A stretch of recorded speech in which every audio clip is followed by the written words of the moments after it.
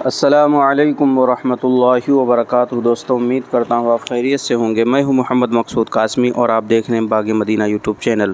دوستو، ہم آپ حضرات کو اس ویڈیو میں بتلانے والے ہیں کہ دیوبند کے جو نامور علماء کرام ہیں، بڑے بڑے علماء کرام ہیں، جیسے مولانا ارشد مدنی صاحب ہیں، مفتی ابوالقاسم نعمانی صاحب ہیں، یہ لوگ اس سال کہاں کہاں اعتکاف میں بیٹھے ہیں، اور اسی طریقے سے مولانا محمود مدنی جو صدر جمعیت علماء ہند ہیں، وہ کہاں پر اعتکاف بیٹھے ہیں۔ یہ ساری چیزیں انشاءاللہ آج کی اس ویڈیو میں ہم کور کرنے والے ہیں، تو لاسٹ تک ہمارے ساتھ اس ویڈیو میں بنے رہیں، آپ کو پتہ چل جائے گا کہ یہ حضرات کہاں کہاں اعتکاف بیٹھے ہیں۔ ماہ رمضان المبارک کے 20 روزے مکمل ہونے پر شہر کی مساجد میں اعتکاف کرنے والوں کی دوپہر سے ہی آمد شروع ہو گئی دیوبند میں۔ اب یہ لوگ عید کا چاند نظر آنے کے بعد ہی مسجدوں سے نکلیں گے۔ بدھ کی شام سے اعتکاف شروع ہو گیا تھا۔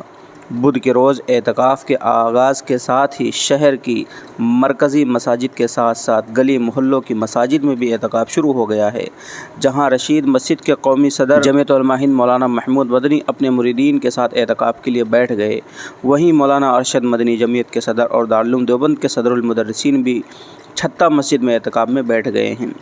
دارالعلوم کی دونوں مساجد میں دور دراز علاقوں سے لوگ بھی اعتکاف کے لیے پہنچ گئے ہیں۔ اس مرتبہ دارالعلوم وقف دیوبند کی اطیب المساجد میں محتمم مولانا محمد سفیان قاسمی بھی اعتکاف میں بیٹھے ہیں۔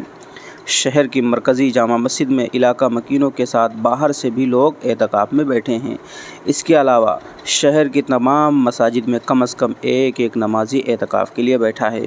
بتا دیں کہ دارالعلوم دیوبند کے محتمم مولانا مفتی ابوالقاسم نعمانی رمضان کے دوران اپنے آبائی شہر بنارس میں رہتے ہیں اور وہیں عبادت اور اعتکاف کرتے ہیں۔ تو دوستو، واقعی بہت ہی خوشگوار ماحول ہوگا کہ یہ بڑے بڑے اکابرین اعتکاف میں بیٹھے ہیں، اور ساتھ میں ان کے ساتھ بہت سارے لوگ بیٹھ گئے ہوں گے تاکہ انہیں کچھ سیکھنے کا موقع مل جائے اور ان کی سرپرستی میں اعتکاف کا موقع مل جائے۔ تو دوستو، امید کرتا ہوں کہ پوری بات آپ کو سمجھ میں آ گئی ہوگی، اور یہ بھی پتہ چل گیا ہوگا کہ جہاں پر بہت سارے لوگ اعتکاف پہ بیٹھ رہے ہیں، وہیں پر ہمارے دارالعلوم دیوبند کے جو اکابرین علماء کرام ہیں وہ بھی اس عبادت سے پیچھے نہیں ہیں۔ اللہ تبارک و تعالیٰ سے ہم دعا کرتے ہیں، اللہ تبارک و تعالیٰ دارالعلوم دیوبند کی حفاظت فرمائے، ہمارے اکابرین علماء دیوبند کی حفاظت فرمائے۔ اب آپ حضرات کا اس کے متعلق کیا کہنا ہے، نیچے کمنٹ کر دیجیے، اور پہلی بار چینل پر آئیں تو برائے مہربانی سبسکرائب کر لیجیے۔